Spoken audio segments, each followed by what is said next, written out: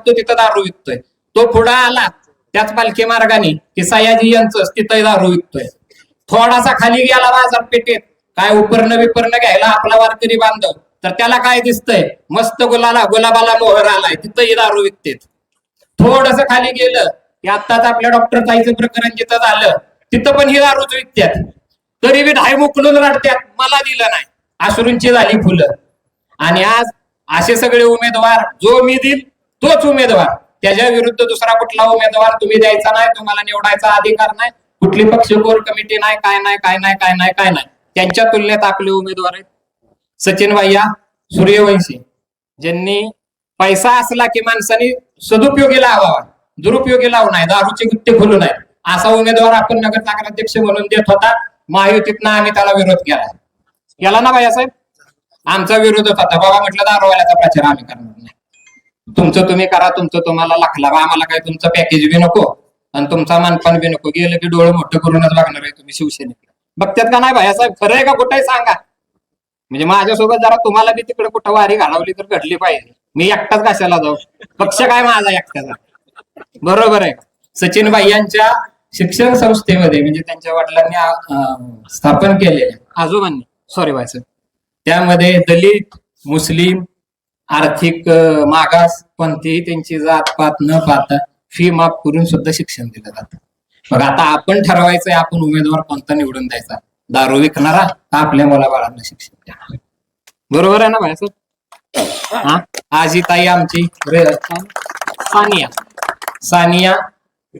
Sania Firoz Bagwan IT engineer आहे, सुसंस्कृत उमेदवार आहे, छत्री या चिन्हावरती उभे आहेत. निर्मला काकी आहेत दूरदर्शन संचय, आणि अनिकेत बाबा आहेत ती शिवसेनेच्या धनुष्यबाणावरती नगराध्यक्ष पदासाठी उमेदवार उभे आहेत, सुसंस्कृत आहेत, वकील आहेत, चांगलं शिक्षण आहे. आता जिथं जाईल तिथं अनिकेत बाबा तुमचं नाव निघतंय, खालची मान वरती करून बोलणारा माणूस आहे. म्हटलं उद्या आगाऊपणा नाही, वाढीवपणा नाही, भक्का नाही, मी ही करीन मी ती करीन नाही, मला जेवढं सोसन जेवढं शहरासाठी करता येईल तेवढं मी करीन म्हणणारे असे आपल्याला उमेदवार आज सापडलेले आहेत. आपण त्यांना प्रचंड बहुमताने विजयी करावं. राहिला प्रश्न 15 ते 17 उमेदवार आयात केले महाराज साहेब, पण एकाच घरातली 7 आहेत. टीका तर फक्त माझं ऐकावं. उद्या वरचं शीट जसं चेंज झालं, तुम्ही म्हणताय 2 दिवसापूर्वी किती काय रात्री काय झालं मला एवढं कळत नाही, आम्ही काय एवढे मोठ्या बातम्या आम्हाला येत नाहीत, पण तर थोडं कळतं. तर ते वरचं शीट जसं चेंज झालं तसं खालचं नगरसेवकाचं जेवढं उमेदवार होतं ते सगळं चेंज करून टाकलं. माझ्याच ऐकण्यातलं पाहिजे. अहो ज्यांच्या शिक्षण त्याच्या वडिलांची शिक्षण संस्थेवर ऑर्डर, ह्यो गडी पर्सनल PA, ह्याला ₹1,00,000 PA पगार आहे, बरोबर.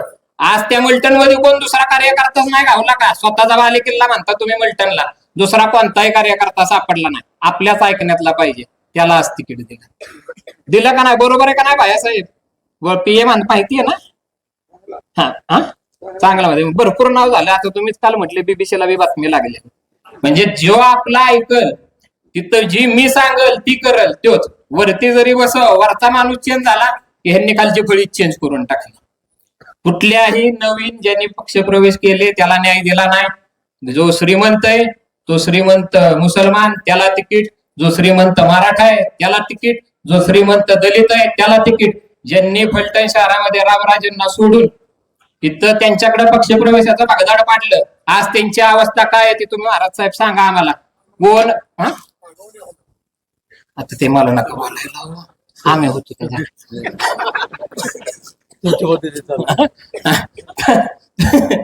तर महाराज साहेब त्यांची अवस्था आज काय, कुठं ना घरका ना घटका करून ठेवली. ज्यांनी ह्यांच्या गाडीची दारं उघडाय माणसं नव्हती तिथं माणसं तयार झाली तर ह्यांनी त्यांच्या लोकांनी त्यांनाच बसवलं. ज्यांनी दरबार चालवले एकेकाळी न्यायालयाची, आज त्यांची अवस्था अशी 8 वाजता 8:30ला काय वॉकिंग बिकिंग करून झोपणारे आज 11:30 वाजता अशी हजेरी देतात. हाय शिकुटी करून तिकडे महाराणा चिंचोरणीच्या. म्हणजे महाराज साहेब तुमच्याकडे होती तर राजेशाही थाटात चालत होती, राजेच होती. स्वर्गीय मनराव कदम साहेबांनी त्यांच्याबद्दल बरीच काहीतरी वाक्य वापरलेली. आणि राजकारणात टीका सहन होत नसेल, टीका आपल्याला झेपत नसेल, मी ह्याला हीच करीन, त्याला मोकाच लावीन, त्याला तडीपारच करीन, तर ही भाषा वापरू नका. सन्माननीय महाराज साहेबांवरती इतक्या वर्ष टीका झाली तेव्हा खाली आम्ही बसून टाळ्या वाजवत होतो, पण आम्हाला कुठला त्यांनी त्रास दिला नाही. बाकी इतरही कोणाला काही त्रास दिला नाही. टीकेचं उत्तर त्यांनी आपल्या कामातून दिलं. तुम्ही तसं कामातून द्यावं अशी अपेक्षा व्यक्त करतो. जय हिंद, जय महाराष्ट्र. धन्यवाद तेलकडे साहेब. यानंतर